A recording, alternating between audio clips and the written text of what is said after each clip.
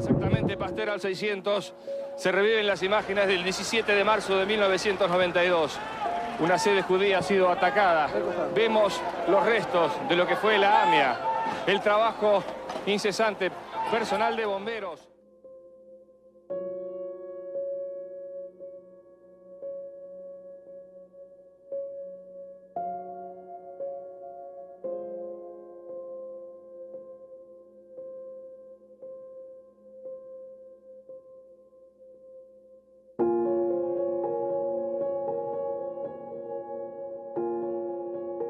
El caso AMIA es el único caso que yo conozco en el cual Israel y Estados Unidos se pusieron de acuerdo con el gobierno argentino en decir dar una versión falsa, y todos los medios de prensa, Clarín, La Nación y Página 12, que eran los tres diarios principales, los tres acordaron publicar solamente lo que salía del juzgado del corrupto juez Galeano, que arreglaba lo que le decían los periodistas junto con Rubén Baraja, el jefe de la DAIA, que está siendo hoy juzgado por encubridor.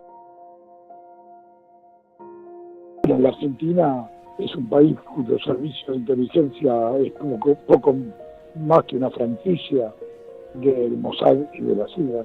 También le hace favores a otros servicios como el francés y el alemán, pero básicamente el Mossad y la CIA, hasta tal punto que en el juicio de la AMA, hace ya una década larga, el Mestiuso no tuvo ningún impacto en reconocer que había grabado 30.000 horas de conversaciones de la embajada de Irán y le había entregado los cassettes, que era lo que se usó el soporte de entonces, sin quedarse con copias, se les había entregado al Mossad, con lo cual aceptó que él trabajaba directamente para Israel sin pasar por ninguna autoridad argentina, o será que también hubo desarrollo en que el jefe de la CIA estaba de acuerdo, no siempre trabajaban para los extranjeros, no para la nación argentina. Misma le pedía permiso para toda la embajada norteamericana, la única vez que no le pidió permiso, después le pidió muchas veces disculpas, se prosternaba, ¿no? Se ponía de rodillas frente a la embajada norteamericana. Y también cobraba dinero de Israel y de fondos buitres. Eso no se investiga. ¿Y saben por qué no se investiga? Porque está en manos del juez Claudio Bonadío, que es un delincuente a repetición.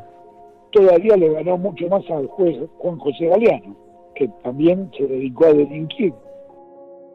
Se pusieron de acuerdo un grupo de traficantes de armas y drogas, a los cuales no les habían pagado en el proceso de lavado de dinero, el blanqueo y su reintroducción al sistema bancario.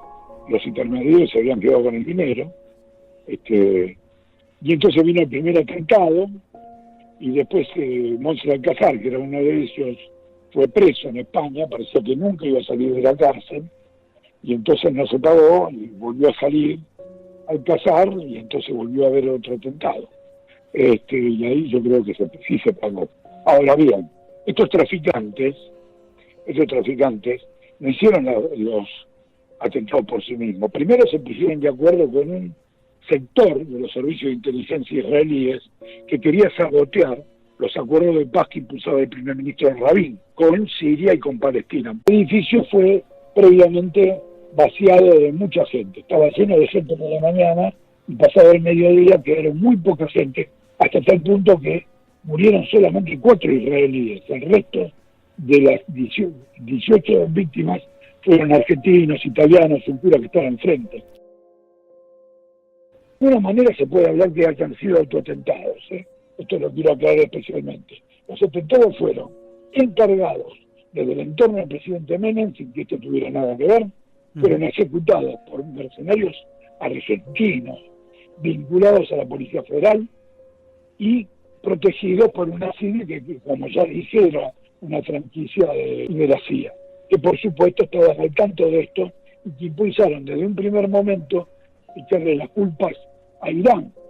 Son atentados mafiosos hechos por traficantes de sustancias y armas y sustancias ilícitas que se pusieron de acuerdo con un sector de los servicios secretos israelíes interesados en boicotear los esfuerzos del primer ministro Rabin, que de todas maneras encubrió esto.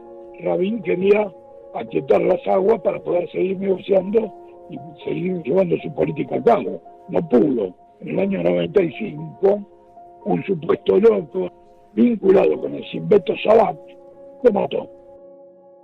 La conclusión de que no hay absolutamente ninguna prueba que vincule a Irán ni con los atentados, ni de que exista la coche bomba, ni nada. No hay pruebas. Está claro que este gobierno en general, y Patricia Bullrich en particular, están entregados al Mossad y la CIA, en ese orden. Trabajan para Israel y para Estados Unidos más que para la Argentina, sin duda. Estamos observando el destrozo impresionante.